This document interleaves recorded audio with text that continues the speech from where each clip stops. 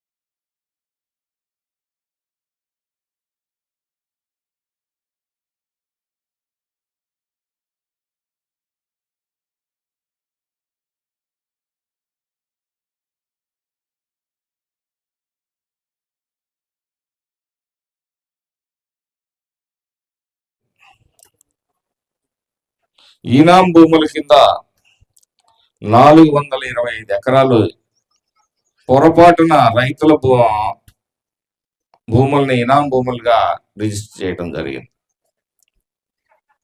ఇటీవల కాలం ఇక్కడికి వచ్చినప్పుడు రైతుల విజ్ఞప్తి మేర మేము గౌరవ ఎంఆర్ఓ గారికి, ఆర్డీఓ గారికి, అలాగే వాళ్ళు ఇచ్చిన రిప్రజెంటేషన్స్ని గౌరవ కలెక్టర్ గారికి కూడా ఫార్వర్డ్ చేయడం జరిగింది. అతి త్వరలోనే ఈ ఇనాం భూముల ఇక్కడ 2-3 విలేజెస్ లో ఈ మండలంలో సమస్య ఉంది, వాటిని కూడా వీలైనంత తొందరగానే పరిష్కరిస్తామని చెప్పేసి సందర్భంగా తెలియజేస్తా ఉన్నాం.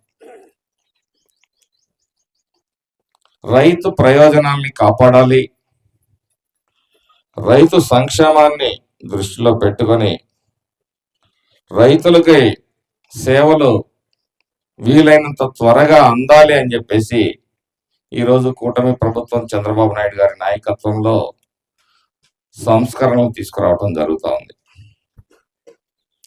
ముఖ్యంగా ఈ రాష్ట్రం మొత్తం కూడా గత 5 సంవత్సరాలుగా ఒక కొత్త సమస్యను ఎదుర్కొంటా ఉంది. ఈ భూ కబ్జాలు ఎక్కువైపోయినాయి. ఒకళ్ళ భూమిని తీసుకెళ్లి బ్యాంకులో పెట్టి ఇంకొకడు లోన్ తీసుకొచ్చుకునే పరిస్థితి ఉంది. వీటన్నిటినీ కంట్రోల్ చేస్తున్నారు. అటువంటి ఏమన్నా ఉన్నా కానీ ఆర్డీఓ గారి దృష్టికి తీసుకురండి. ఎవరైతే మీ భూమిని తాకట్టు పెట్టుకున్నారో వారి మీద చట్టపరమైన చర్యలు తీసుకోబడతాయని కూడా ఈ సందర్భంగా తెలియజేస్తా ఉన్నా. అందుకనే ఈ భూ కబ్జాదారులను నివారించాలనే ఉద్దేశంతో పథకాలు కూడా వేసుకునే పరిస్థితి. ఈరోజు ప్రభుత్వం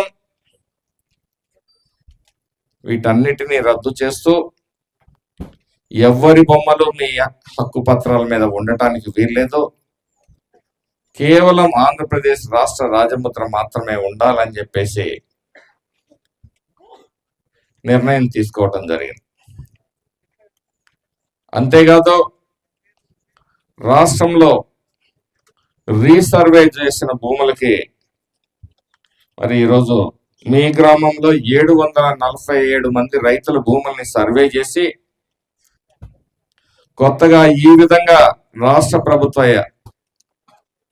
రాజముద్రతోటి మీకు మీ భూమి మీద మీకు హక్కుల్ని కల్పిస్తూ ఈరోజు మరి పట్టాదారు పాస్ పుస్తకాలని మీ అందరికీ పంచడం జరుగుతూ ఉంది.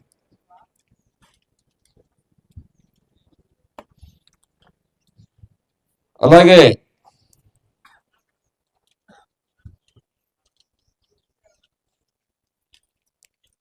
రెవెన్యూ సమస్యల్ని, ఎందుకంటే ఈ రాష్ట్రంలో ఉన్న ప్రధానమైన సమస్య గత పాలకుల పరిపాలనలో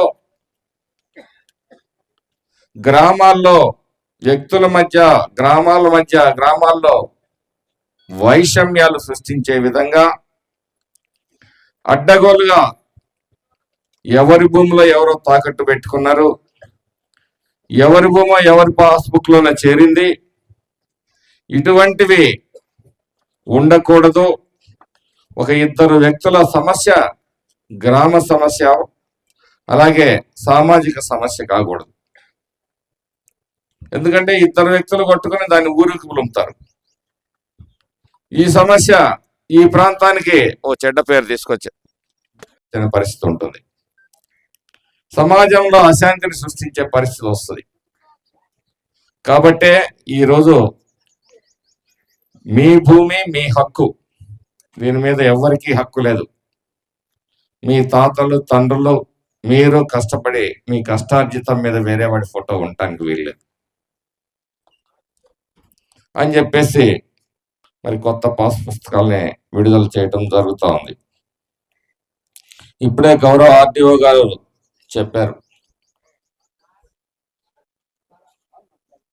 మరి రైతుల్లో విశ్వాసాన్ని పెంచాలి, అట్లాగే రైతుల సౌకర్యార్థం సంక్షేమాన్ని దృష్టిలో పెట్టుకొని ఈ కొత్త పాస్ పుస్తకాన్ని రిలీజ్ చేయడం జరిగింది.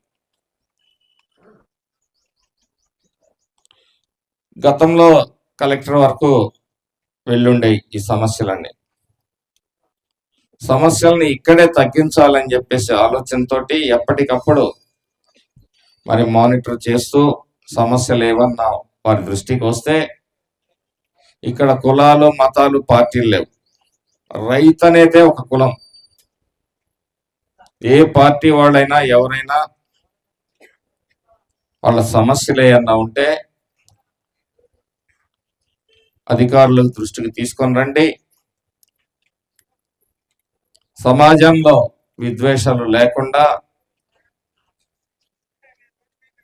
వీటిని పరిష్కరించే ప్రయత్నం చేద్దామని చెప్పేసి ఎప్పుడు కూడా మరి ఆర్టీఓ గారు అందుబాటులో ఉంటారు, ఎంఆర్ఓ గారు అందుబాటులో ఉంటారు. మీ సమస్యల్ని దృష్టిలో పెట్టుకోండి.